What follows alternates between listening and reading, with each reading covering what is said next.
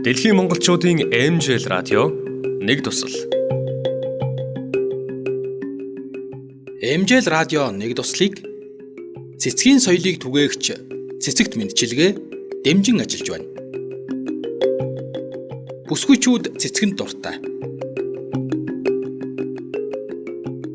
Бүсгүйчүүд яагаад цэцэг үлгэлэхэд дуртай вэ гэдэг асуултад олон тооны сэтгэл судлаачид судалгаа хийсэн байдаг. Ихэнх судалгааны хариу нь бүсгүйчүүд сэтгэл татам өнгө, амьд байдал, таатай үнэр болон утга уран зохиол, кино, жүжиг, яруу найрагт хамгийн ихээр дурддагдсан дурсамж, зам түнчлэн хин нэгэн эрхтэй, хайртай бүсгүйдээ сарнаа бэлгэлж буй сэтгэл уйрам дүрслэл зэрэг нь цэцэг авахд дуртай байлгадаг гэж хариулжээ.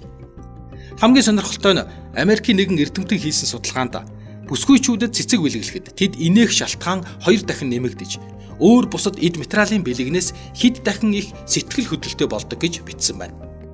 Бүсгүйчүүд цэцгэн дуртай байх нийтлэг хэд хэдэн шалтгаанууд бий. Тухайлбал эрт дээрвээс эхлэн цэцэг бол хайр сэтгэлийн бэлэг тэмдэг гэх үзэл өнөө хүртэл үргэлжилж байна. Удаахан бүсгүйчүүдэд цэцэг бэлгэлэхэд тэд би ирчүүдийн анхаарлын төвд орлоо. Тэд надад хайртай юм байна. Тиймээс цэцэг авсан гэдгээр би бахархах ёстой гэх өөртөө итгэлийг төрүүлдэг гин. За эцэст нь цэцэг бол романтик буюу сэтгэл хөдлөлийн хамгийн таашгүй байдлыг бүсгүйчүүдэд үлдээж, кино, яруу найрагаас харсан сайхан төсөөллийг жирийн нэгэн эмэгтэй төрүүлж чадах увдстай байгалийн амьд бүтээгдэхүүн учраас бүсгүйчүүд цэцгэнд дуртай гинэ.